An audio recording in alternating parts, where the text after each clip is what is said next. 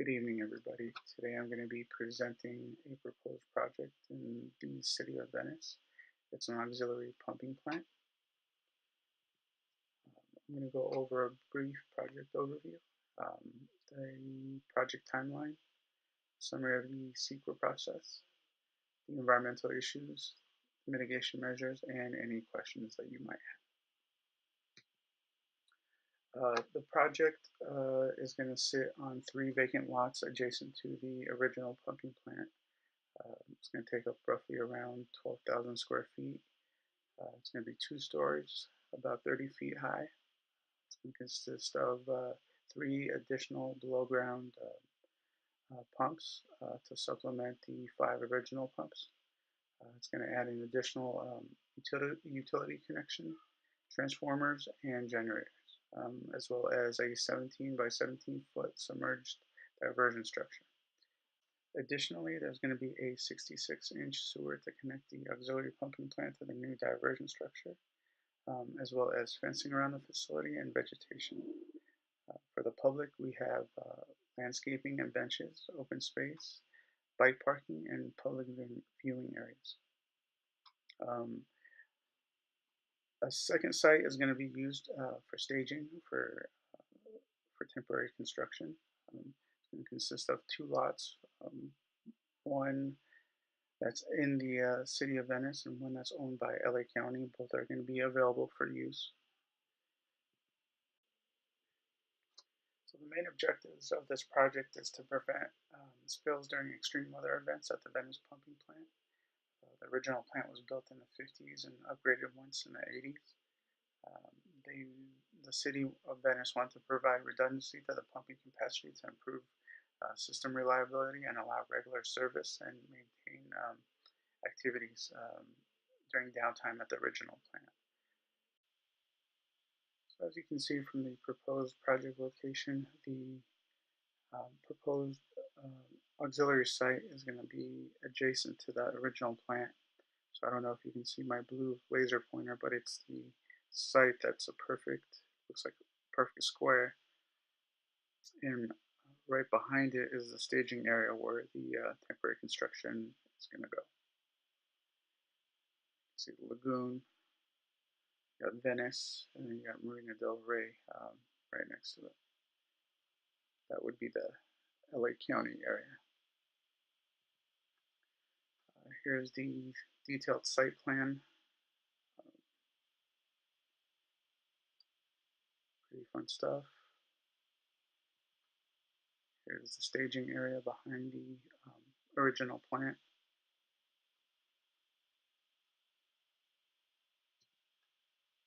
Here's some beautiful 3D art that I get into.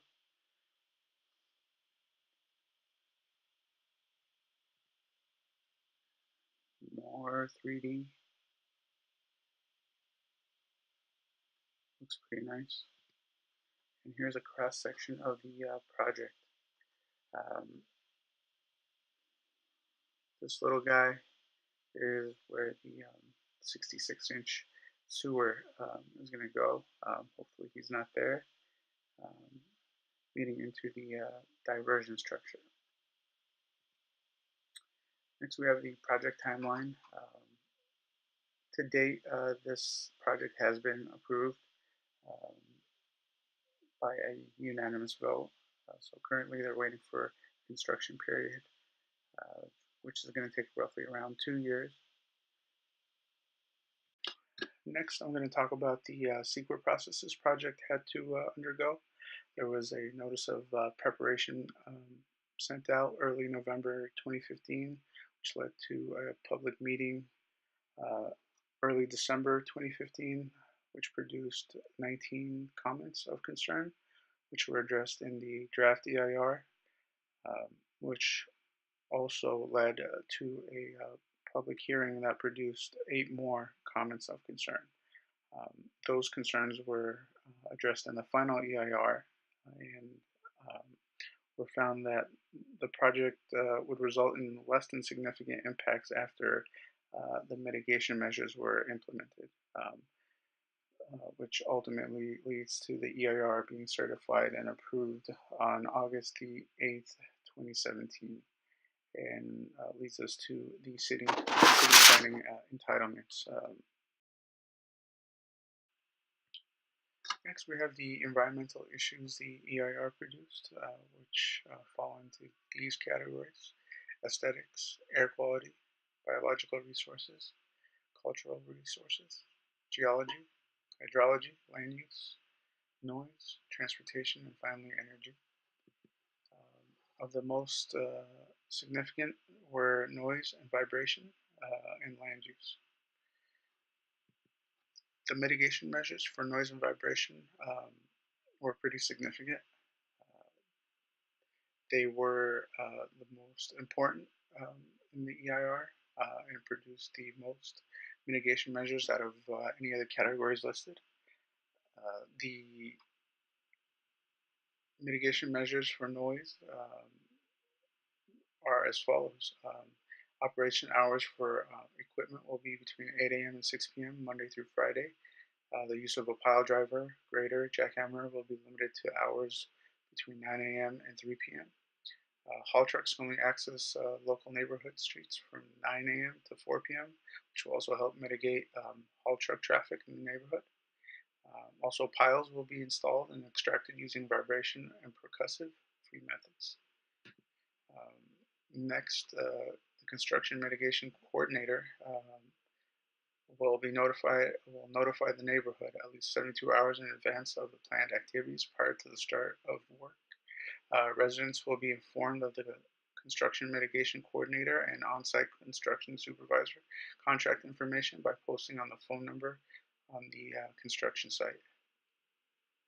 Also, a call log must be maintained and documented, and all complaints will be documented, ranging from noise, vibration, dust, traffic, anything you can think of. Also, noise barriers will be put up with a minimum height of 20 feet to help mitigate any vibrations and noise to lock that in to the construction site. As far as vibration control, implemented ground-borne vibration control measures to reduce construction generator vibration. Next, we have the mitigation measures for quiet construction equipment. The quietest equipment should be used when possible. Typically, newer equipment is generally quieter than the older equipment, especially if it's electric, not diesel or gas powered. Hydraulic powered is generally quieter than pneumatic powered as well. Next, we have the noise monitoring plan, which is going to be supervised by the Bureau of Engineering. They're going to contract out to an acoustical / noise consultant that's going to monitor the site construction throughout the 2 years. And based on the contractor's specific schedule, they're going to constantly evaluate the noise and adjust accordingly to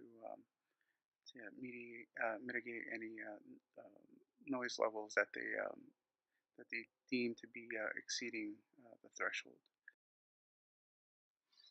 And just like previously stated, all equipment has to be in compliance with noise regulations.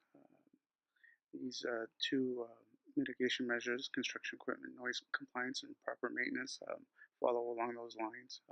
All equipment will be monitored carefully and then maintained in good working order throughout the process.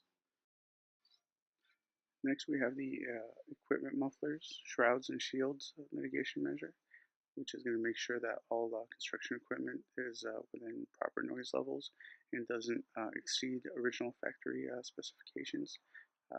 When possible, mufflers and air inlet silencers will be applied to all construction equipment,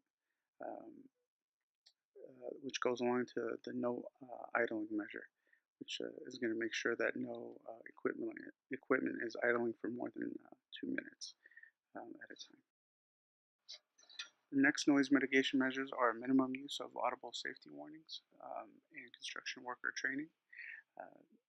Minimum use of audible safety warnings means that all horns, whistles, alarms, and bells will be used properly and not abused.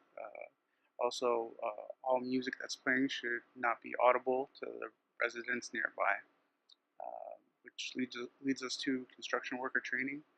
Um, it's believed that the proper training will lead to minimal construction noise when construction workers know how to properly use the equipment.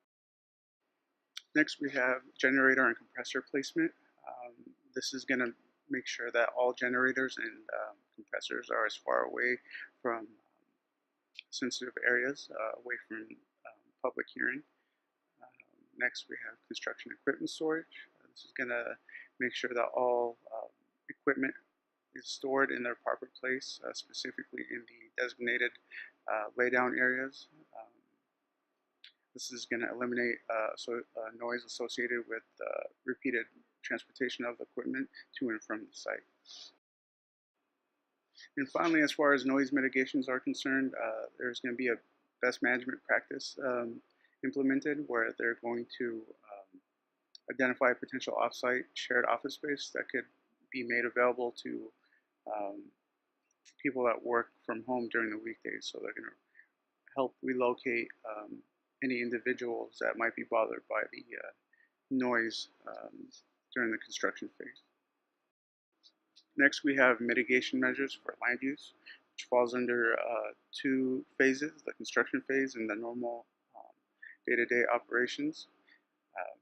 The mitigation measures for construction phase fall back to the noise mitigations 1 and 2. And ultimately, it is said that the impacts remain significant and unavoidable. But with those mitigation measures implemented, they'll be minimized to an appropriate level. And during the operations phase, the noise mitigation number 3 will be implemented throughout the operation of the plant, as well as aesthetics 3 and geology 1, which we'll get to in the next few slides. This is basically saying that the operations and aesthetics of the plant won't affect any of the day-to-day lives of the people of Venice. Next, we have other findings of the EIR, which are less significant but still has mitigation measures incorporated. The categories are aesthetics, air quality, biological resources, cultural resources, geology and soils, and lastly, transportation and traffic during the construction phase. For the aesthetics, we have construction staging, stockpiled materials and equipment, which basically means that the Bureau of Engineering or contractor shall be providing temporary construction fencing along the construction areas of the construction site during all activities. This is mainly to reduce the visual clutter and disorder. Also, any kind of vandalism will be removed within 24 hours after notice. Next, we have nighttime construction activities, which means that any emergency construction activities that occur at night will mitigate the lighting in a way that is directed onto the site and away from sensitive land use areas. Next, we have the Aesthetics 3 final design, which is again head by the Bureau of Engineering and should ensure that all design aspects of the auxiliary pumping plant will stay in line with the rest of the community. We have air quality. We have Tier 3 construction equipment, which is in regards to the diesel-powered equipment that is greater than 50 horsepower, which is pretty much all equipment on 4 wheels. It should meet Tier 3 emission standards of the ARB. Next, we have the mitigation measures for biological resources, which starts at the special status plant surveys, which means a certified biologist is going to be conducting a survey during appropriate blooming periods prior to the start of construction activities. They're going to make sure that no existing plants are disturbed, and if they they aren't disturbed, and to make sure that any unknown plants are identified and avoidance measures will be utilized just in case. Next, we have monitoring during vegetation removal. If the certified biologist does find vegetation that needs to be removed, mitigation measures will be implemented to replace what's removed in a appropriate area. Um, and that's going to be throughout the construction phase. Logs will be implemented, and project activities will be followed carefully. Next, we have restoration of vegetation within the Grand Canal. If there are any disturbances within the footprint of the Grand Canal, measures will be taken to restore it to its original condition. Next, we have mitigation measure biology 4, covered disposal containers, which is self-explanatory. All garbage in any containers containing any type of material will be covered at all times. We have water quality monitoring during the construction phase. A qualified biologist will be monitoring the water quality throughout the canal and any runoff from the construction site to make sure all levels are within the threshold. Next, we have nesting bird survey. So during the construction phase, if there are nesting birds, measures will be taken by appropriate personnel, specifically bird biologists or avian biologists, as they're specifically called. Surveys will be conducted. Construction will be stopped, and a 500-foot buffer will be placed around the nesting site.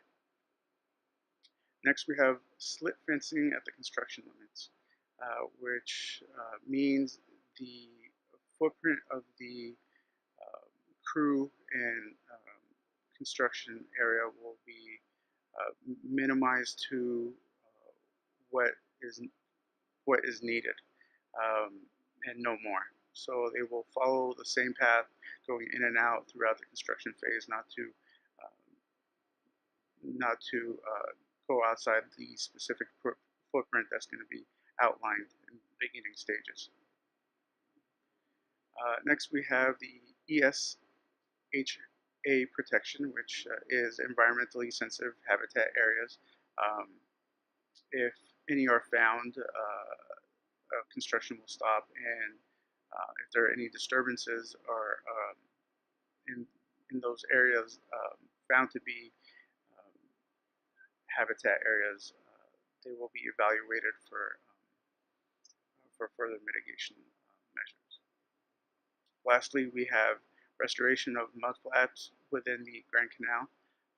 If the mud flaps in the canal are disturbed in any way, they will be restored to their original condition.